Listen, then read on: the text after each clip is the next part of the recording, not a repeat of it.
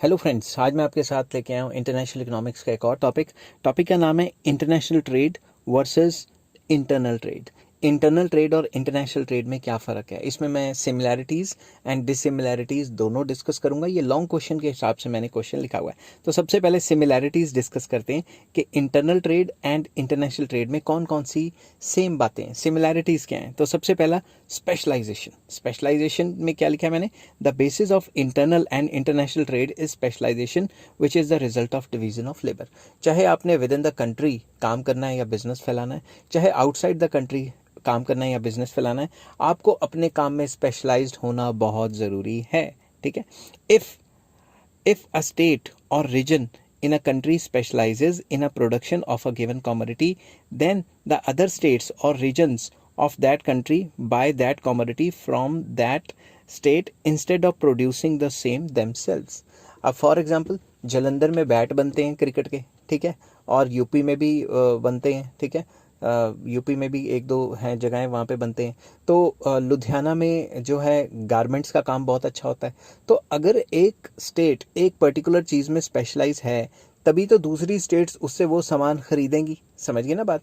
तो जैसे ये स्पेशलाइजेशन का जो केस है ये इंटरनल बिजनेस पे अप्लाई होता है, इंटरनल मतलब with in the country business पे अप्लाई होता है, वैसे ही इंटरनेशनल बिजनेस पे भी अप्लाई होता है। इंटरनेशनल बिजनेस में भी क्या होता है, एक कंट्री कोई पर्टिकुलर सामान बना रही होती है, दूसरी कंट्री उससे महंगा बना रही होती है, तभी आपस में एक्सचेंज कर लेते हैं। तो सिमिलैरिटीज हैं दोनों में। स्पेशलाइज होना बहुत ज़रूरी है, with in the country trade हो चाहे आउटसाइड द कंट्री ट्रेड हो।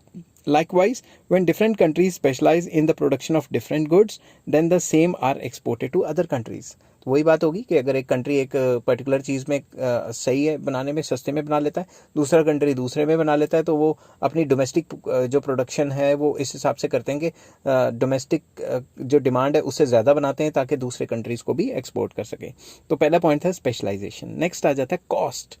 Both internal and international trade aims at producing goods at lower costs. Low cost में बनाना चाहते हैं। आप with in the country trade करते हैं या फिर आप इंटरनेशनल ट्रेड करते हैं, दोनों के दोनों प्रोड्यूसर यही चाहते हैं कि हम सस्ते में माल बनाएं।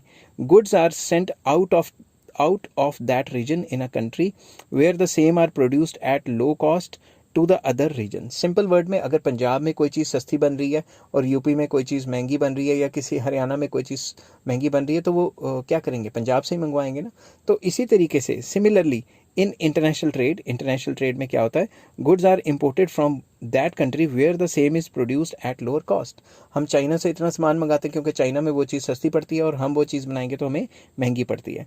In this way both the internal and international trade provides maximum satisfaction at low price. तो चाहे इंटरनेशनल ट्रेड हो या इंटरनल ट्रेड हो, हम हमेशा वही काम करना चाहते हैं जो हम लो कॉस्ट पे कर सकते हैं। अगर वो काम हम नहीं कर सकते लो कॉस्ट पे, तो हम किसी और कंट्री से या किसी और रीजन से वो चीज़ मंगवा लेते हैं। तो सेकंड पॉइंट था कॉस्ट। थर्ड आ जाता है exchanges. The aim of both kinds of trade is mutual exchange of variety of goods. चाहे आप इंटरनल ट्रेड कर रहे हो चाहे एक्सटर्नल ट्रेड कर रहे हो, मेन मकसद क्या है, एक्सचेंज करना, exchange of goods and services. कि आप पैसे दे रहे हो, उसके बदले आप क्या कर रहे हो, डॉलर ले रहे हो और उसी डॉलर से कोई और सामान खरीद रहे हो जो आपके कंट्री में नहीं बनता। Exchange aims at procuring the goods which are either not available at all or are available at a small quantity at a particular place in exchange of its surplus production. For example, Punjab कोई surplus production करता है, ठीक है, मगर पंजाब मान लो कपड़े की surplus production करता है या वीट की सरप्लस प्रोडक्शन करता है या राइस की सरप्लस प्रोडक्शन करता है, मगर पंजाब में कोकोनट तो नहीं होते, मगर कोकोनट तो चाहिए पंजाब में, ठीक है ना। अब कोकोनट कहाँ से आएंगे, वो कोस्टल जो है स्टेट्स वहाँ से मंगवाने पड़ेंगे क्योंकि वहाँ वो बल्क में होते हैं। तो आप मेरी बात समझ गए होगे कि जब कोई रीजन या जब कोई कंट्री अपने रीजन के अंदर या कंट्री के अंदर वो पर्टिकुलर सामान जो है सस्ते में ज़्यादा बनाता है ताकि वो दूसरे रीजन या दूसरे कंट्री से एक्सचेंज कर सके, उस सामान के बदले पैसा ले सके और पैसे से वो गुड्स एंड सर्विसेज ले सके जो उस रीजन या उस कंट्री में नहीं बनते। It can be said that exchange is the goal of internal and external trade. तो इंटरनल ट्रेड या इंटरनेशनल ट्रेड हो, इंटरनेशनल ट्रेड को एक्सटर्नल ट्रेड भी कह सकते हैं, उसका मेन गोल यही होता है कि एक्सचेंज करना। सामान ज़्यादा क्यों बनाते हैं, बेचने के लिए ना। नेक्स्ट आ जाता है प्रॉफिट्स। ये भी मेन चीज़ है कि प्रॉफिट तो चाहे within the country trade करो चाहे इंटरनेशनल ट्रेड करो, प्रॉफिट के बिना तो काम ही नहीं ना चलेगा। The aim of producer the aim of the producer whether internal और international trade is to earn profit. चाहे within the country trade करो, फॉरेन ट्रेड करो, मेन मकसद तो पैसा कमाना है, प्रॉफिट कमाना है। Under internal trade a producer would like to sell his goods at that place where he can get maximum profit. Within the country जब भी कोई बंदा ट्रेड कर रहा है तो वो अपना माल ऐसी जगह पे बेचना चाहता है जहाँ पे उसको अच्छा प्राइस मिले ताकि वो ज़्यादा प्रॉफिट कमा सके। Similarly under international trade the producer of a country would like to export his goods to those countries where he is likely to get maximum profit. तो इंटरनेशनल ट्रेड में भी आप ऐसी जगह पे अपना सामान बेचना चाहते हो जहाँ पे महंगा बिकेगा और प्रॉफिट आप ज़्यादा से ज़्यादा कमा सको। Next, mutual cooperation. Traders under internal trade move from one state to the other. Internal trade में एक स्टेट से दूसरे स्टेट में जाके सामान बेचा जाता है। It leads to close trade relations and a spirit of cooperation among them.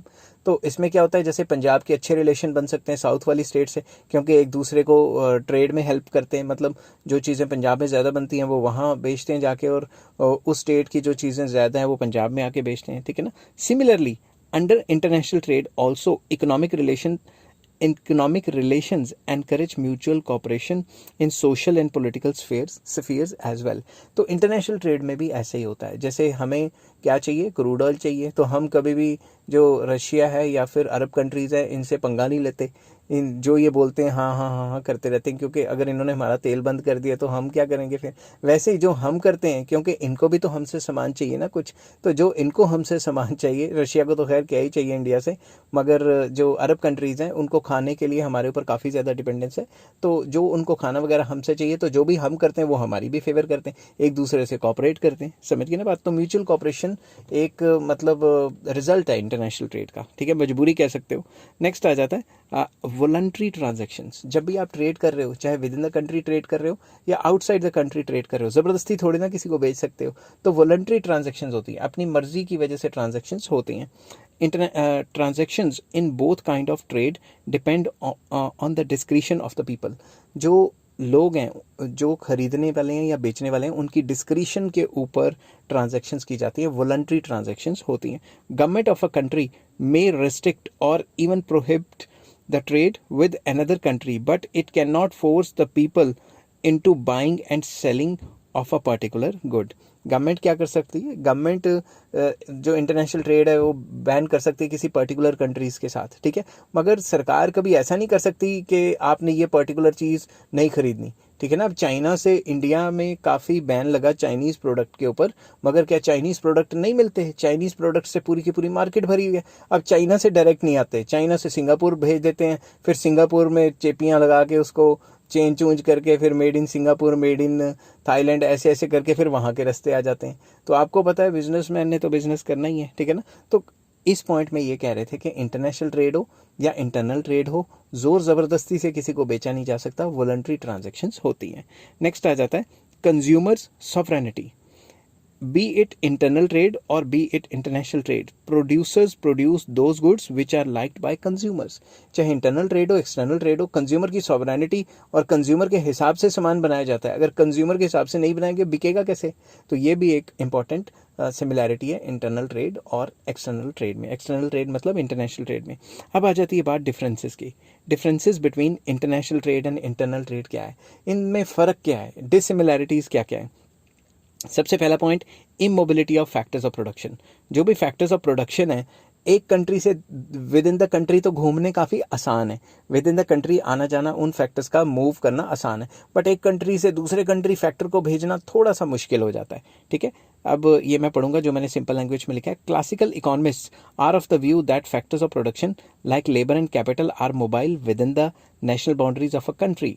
Classical economist कहते थे कि like Adam Smith and Ricardo कि विद इन द कंट्री जो भी हमारे फैक्टर्स हैं, जैसे लेबर है या कैपिटल है, उसको घुमाना, एक जगह से दूसरी जगह मूव करना बहुत आसान है। In other words, they can move conveniently from one place to other place, from one industry to another industry. However these very factors are ordinarily immobile when it is a question of movement from one country to another country. अब यही same factors जब हम एक country से दूसरे country भेजने को करेंगे तो इनकी जो मूवमेंट है वो काफ़ी इमोबाइल हो जाएगी, मतलब इतनी आसानी से मूव नहीं हो पाएंगे। Even higher wages is offered, a person may be reluctant to go to the other countries.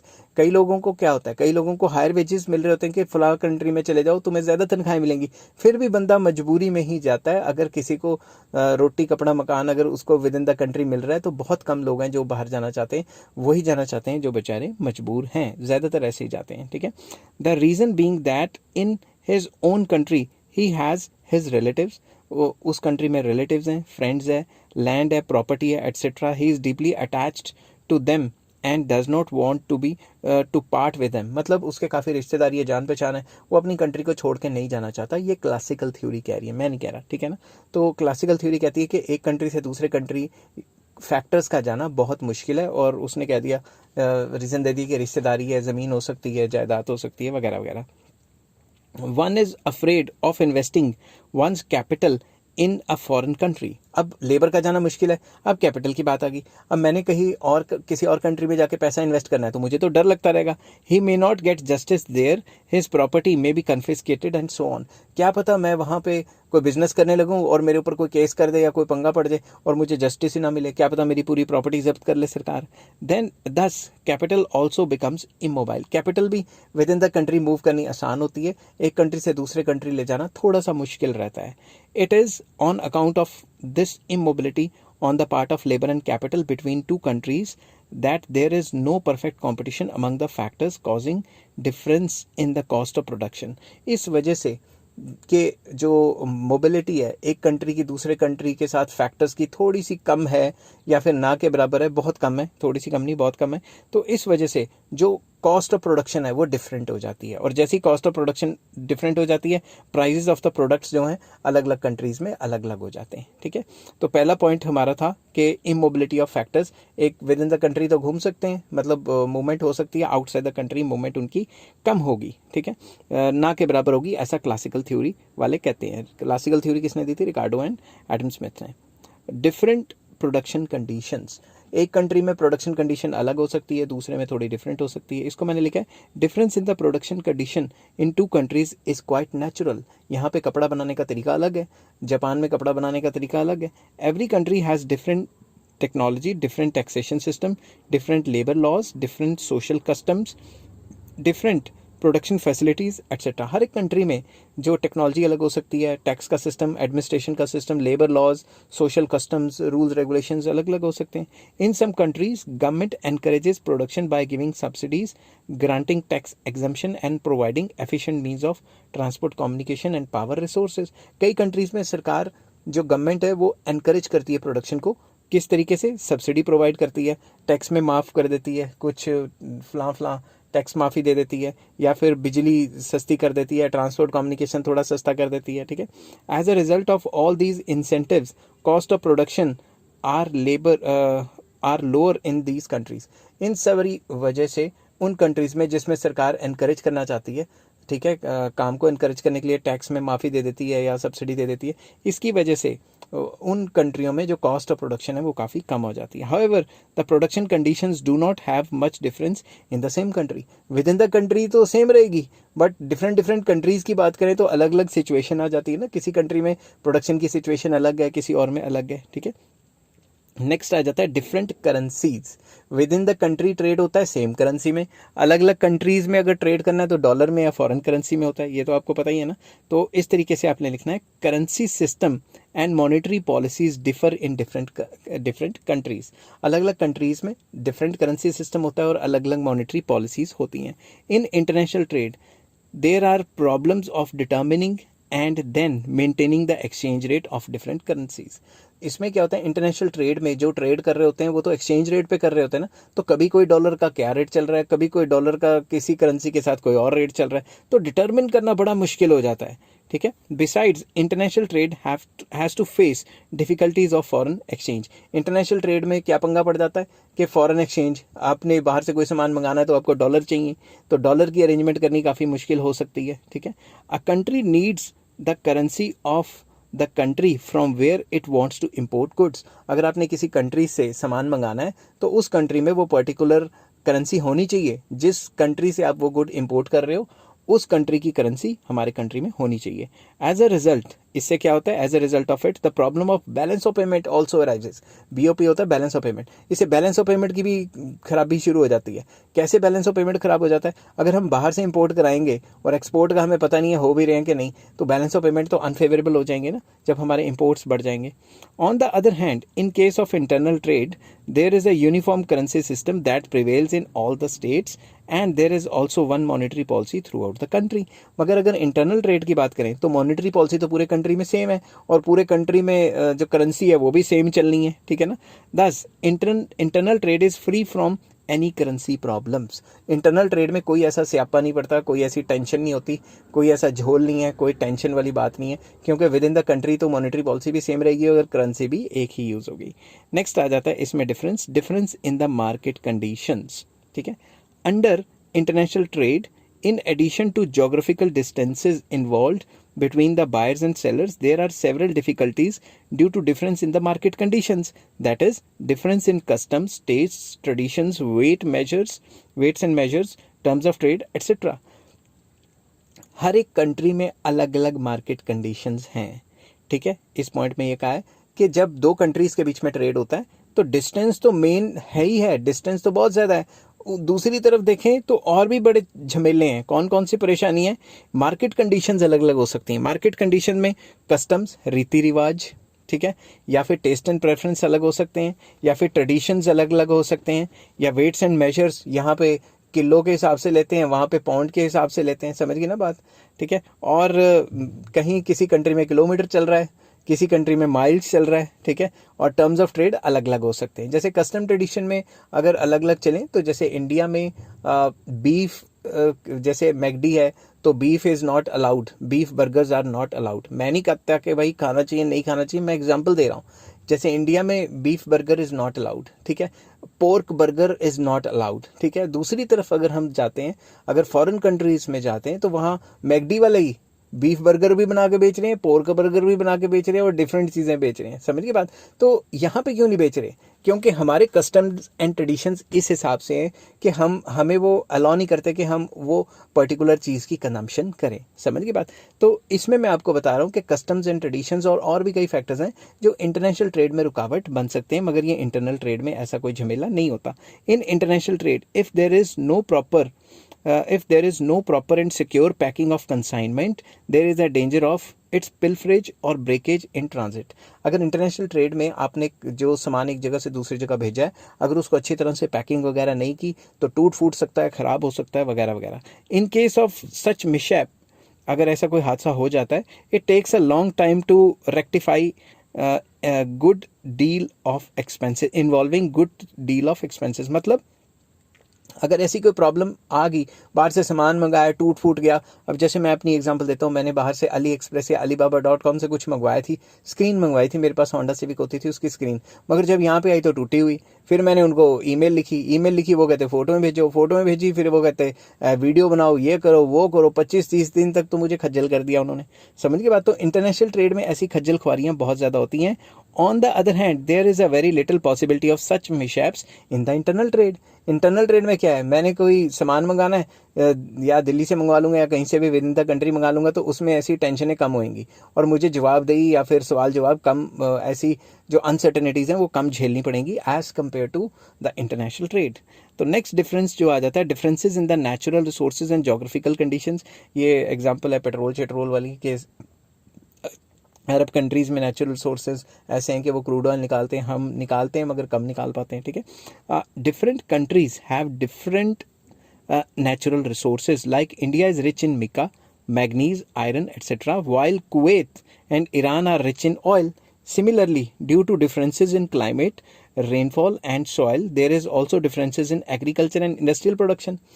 तो दो कंट्रीज़ के natural resources and geographical conditions अलग अलग होने की वजह से जो इंटरनल ट्रेड है और इंटरनेशनल ट्रेड है उसमें ज़मीन आसमान का फ़र्क अपने आप ही आ जाता है। जब इंटरनल ट्रेड की बात करते हैं तो सेम नेचुरल रिसोर्सेज रहेंगे, सेम जोग्राफिकल कंडीशंस रहेंगी, मगर जब इंटरनेशनल ट्रेड की बात करते हैं तो international trade is also influenced by the different geographical situations as well as natural resources जो अलग अलग countries में अलग अलग होते हैं. These differences account for difference in the cost of production in every country. हर एक country में इन्हीं की वजह से जो cost of production है या costs हैं उनमें difference आते हैं, इसीलिए वो trade कर पाते हैं. Next आ जाता है import and export restrictions. No restrictions are ordinarily imposed on the sale and purchase of a good in different parts of a country, but in the interest of national development and security, government of a country, different countries do impose some restrictions on the import and export of some goods. अगर internal trade की बात करें तो within the country मैं कोई भी सामान खरीद सकता हूँ, बेच सकता हूँ. कोई भी सामान मतलब जो लीगल है, समझ की बात, इलीगल नहीं. बट जब इंटरनेशनल ट्रेड की बात आती है तो हर एक गुड को खरीदा बेचा नहीं जा सकता. अगर आप बाहर से कुछ ज़्यादा गुड मंगवाना चाहते हो तो कुछ गुड तो बैन होंगे, फिर भी मंगवाना चाहते हो तो उसके ऊपर इतनी ज़्यादा मतलब टैक्स लगा दिया जाएगा कि आप डिस्करेज फील करो. तो मतलब एक्सपोर्ट इंपोर्ट पे रिस्ट्रिक्शंस काफ़ी ज़्यादा हो सकती हैं, मगर विद इन द कंट्री जो ट्रेड होता है उसके ऊपर रिस्ट्रिक्शंस बहुत कम होती हैं. Besides, in order to discourage import and export of some other goods, tariffs are raised substantially. अगर गवर्नमेंट चाहती है कि बाहर से ये चीज़ ना मंगवाई जाए तो हैवी टैक्स लगा देती है. अगर गवर्नमेंट चाहती है कि ये with in the country wheat बने और पहले लोगों को दें और बाहर एक्सपोर्ट ना करें तो एक्सपोर्ट पे भी टैक्स लगा देगी ताकि बाहर ना जाए माल, पहले लोगों को मिले यहाँ के. ऑन द अदर हैंड या on the contrary, no such restrictions और tariffs are imposed in case of internal trade. Internal trade में इतने ज़्यादा स्यापे या इतने ज़्यादा टेंशनें नहीं होती. नेक्स्ट आ जाता है differences in the mobility of goods. जो मूवमेंट ऑफ गुड्स है इसमें भी डिफरेंस होता है. कैसे होता है? Means of transport, that is railways, roadways, airways and waterways, can be easily used to transport goods from one place to another in the same country. अगर आपने within the same country आपने सामान एक जगह से दूसरी जगह पहुंचाना है तो आप रेलवे यूज़ कर सकते हो, रोडवेज, एयरवेज या वाटरवेज यूज़ कर सकते हो. बट ऑन द कंट्रेरी, दूसरी तरफ देखें, in case of international trade, airways and waterways are mostly use to transport goods from one country to another. एक कंट्री से दूसरे कंट्री सामान पहुंचाने के लिए ज़्यादातर वाटरवेज और एयरवेज का इस्तेमाल होता है ज़्यादातर. अब मैं ये नहीं कह रहा एक कंट्री से दूसरे कंट्री के बीच में जो है वो नहीं चलते, ट्रक वगैरह नहीं चलते हैं. आपको पता है कनाडा यूएस के बीच में चलते हैं. हमारे इंडिया पाकिस्तान से इतने लोग गए हुए हैं, एशियंस इतने ज़्यादा गए हुए हैं जो वहाँ ट्रकिंग वगैरह करते हैं, वो आपको पता है कि चलते हैं. मगर मैं ये बात कह रहा हूँ कि ज़्यादातर जो ट्रेड होता है, bulk of the trade Airways से होता है और वाटरवेज से होता है इंटरनेशनल ट्रेड में. Every country is not properly equipped with large fleet of cargo ships and aeroplanes. हर एक कंट्री के पास इतने बड़े बड़े एरोप्लेन्स या इतने बड़े बड़े कार्गो शिप्स नहीं है. Hence, mobility of goods poses many difficulties in case of international trade as against internal trade. इस वजह से काफ़ी सारी चीज़ें इंटरनल ट्रेड में तो हो जाती हैं एक जगह से दूसरी जगह, मगर इंटरनेशनल ट्रेड में एक कंट्री से दूसरी कंट्री मंगानी या भेजनी काफ़ी मुश्किल हो जाती हैं, क्योंकि इंटरनेशनल ट्रेड में कुछ जो फैसिलिटीज़ हैं, जैसे हर एक कंट्री के पास बड़े बड़े जहाज़ नहीं है कि वो मंगा सके कोई सामान उससे या फिर ले जा सके. तो इसमें यह था कि जो मोबिलिटी ऑफ गुड्स है इंटरनेशनल ट्रेड में ज़्यादा रहती है. मतलब उल्टा बोल गया मैं, इंटरनेशनल ट्रेड में जो मोबिलिटी है वो कम रहती है, और जो इंटरनल ट्रेड है उसमें जो मोबिलिटी है, मोबिलिटी ऑफ गुड्स, जो मूवमेंट ऑफ गुड्स है एक प्लेस से दूसरी प्लेस, वो ज़्यादा रहती है. Next, international organisation. Different countries of the world are divided into different groups. हर एक कंट्री देखा जाए तो अपने अपने ग्रुप्स बना के बैठी है. कोई सार्क बना के बैठी, कोई यूरोपियन यूनियन बना के बैठी है, कोई WTO बना हुआ है. समझ गए बात? ठीक है. इतने ज़्यादा इंटरनेशनल ऑर्गेनाइजेशंस बने हुए हैं. These groups have their mutual political and economic problems that influence the international trade but not in internal trade. जो इंटरनेशनल ट्रेड है it may be governed bye international organisations, but internal trade का international organisation से कोई लेना देना नहीं है. ये पॉइंट आपको यही कहता है. नेक्स्ट आ जाता है specific problems. International trade is also influenced by specific problems like international liquidity, international monetary cooperation, international monetary problems, etc. These problems do not figure in internal trade. तो इंटरनेशनल ट्रेड में और कई problems आ जाती हैं, जैसे foreign currency की कमी होगी, इंटरनेशनल लिक्विडिटी का कोई पंगा पड़ गया, इंटरनेशनल मॉनेटरी कॉपरेशन या फिर इंटरनेशनल मॉनेटरी प्रॉब्लम्स, कोई भी पंगा पड़ सकता है इंटरनेशनल लेवल पे, उससे इंटरनेशनल ट्रेड असरदार हो सकता है, मगर इंटरनल ट्रेड पे इतना ज़्यादा असर उन चीज़ों का नहीं पड़ता. नेक्स्ट आ जाता है economic nationalism. In modern times, psychological concept of nationalism has made the distinction between international trade and internal trade still more clear. Modern times में हम इतने ज़्यादा नेशनलिज्म में घुस गए हुए हैं, ठीक है, इन जो एक्सट्रीम नेशनलिज्म में हम घुस गए हुए हैं कि हम अपनी कंट्री को अच्छा अच्छा अच्छा अच्छा कहते रहते हैं और बाकी कंट्रीज़ को इन्फीरियर मानते हैं। तो ऐसी एक्सट्रीम नेशनलिज्म से बचना चाहिए। सारे बराबर होते हैं, सारे इंसान के बच्चे हैं, रब के भेजे हुए हैं, ठीक है। तो हम क्या फोकस कर रहे हैं, जो करना भी चाहिए, स्वदेशी movement in India is an example of this concept. स्वदेशी मूवमेंट कहती है कि हम अपने कंट्री का सामान ही यूज़ करें, बाहर के कंट्री का सामान बिल्कुल भी यूज़ ना करें। जैसे महात्मा गांधी कहते थे कि भाई हम खुद ही चरखा चलाएं और उससे जो भी कपड़ा बनेगा हम उसी को इस्तेमाल करें, हम बाहर के कपड़े या जो अंग्रेज़ों के बनाए हुए कपड़े हैं उनका इस्तेमाल ना करें। Government in every country formulates such an economic policy as is likely to develop her industry rapidly and to promote the welfare of her citizen to maximum extent। हर एक गवर्नमेंट चाहती है कि उसके कंट्री में जो सिटीजन रह रहा है उसकी भलाई हो और उसके लिए पॉजिटिव रोल रहे, वेलफेयर वगैरह करे। वो तभी हो पाएगा ना जब हम अपने कंट्री का सामान यूज़ करेंगे। अगर बाहर वाले कंट्री का सामान यूज़ करेंगे तो पैसा तो बाहर चला जाएगा ना। If such a policy causes harm to other nations it matters little to it. Simple words में, अगर हमारी स्वदेशी पॉलिसी से अगर हम अपने कंट्री का सामान खरीदते हैं और बाकी कंट्रीज़ का सामान नहीं खरीदते, इससे बाकी किसी कंट्री को फ़र्क पड़ता है तो वो कंट्री जाए फिर अपना काम करे। ये पॉइंट कह रहा है, मैं नहीं कह रहा, ठीक है। But such discriminatory policies are not pursued in respect of trade between the different regions of the same country.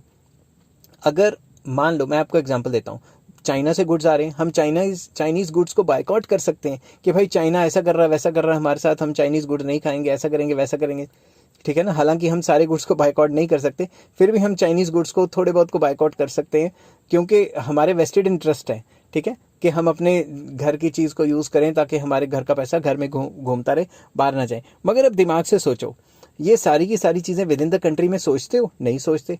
अब जब पंजाब वाले तमिलनाडु से या महाराष्ट्र से या हरियाणा से कोई सामान खरीदते हैं तो वो ये थोड़ा ना सोचेंगे कि हम पंजाब का पैसा पंजाब में रखें, बाहर ना बेचें। तो विद इन द कंट्री जब ट्रेड होता है तो ऐसी फीलिंग्स और ऐसी सिचुएशंस नहीं आती। अगर आउटसाइड द कंट्री ट्रेड कर रहे हैं तो ये सारी चीज़ें दिमाग में आती हैं, नेशनलिज्म की चीज़ें दिमाग में आ जाती हैं। नेक्स्ट आ जाता है difference in language, customs and production. Between different countries there are differences in language, customs, traditions and political systems। हर एक, जब कंट्रीज़ की बात करते हैं तो हर एक कंट्री में अपनी अपनी लैंग्वेज है, अपने अपने रीति रिवाज, कस्टम्स हैं, ट्रेडिशंस हैं, अपने अपने टाइप के पॉलिटिकल सिस्टम्स हैं। Such differences make international trade difficult.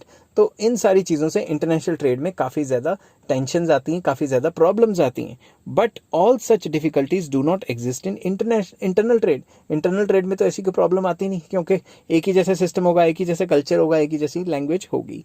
I hope ये वीडियो आपको पसंद आई होगी। इस चैप्टर के सारे लिंक आपको डिस्क्रिप्शन में मिल जाएंगे। अगर ये वीडियो पसंद आई है तो please like, share and subscribe. Take care, have a nice day.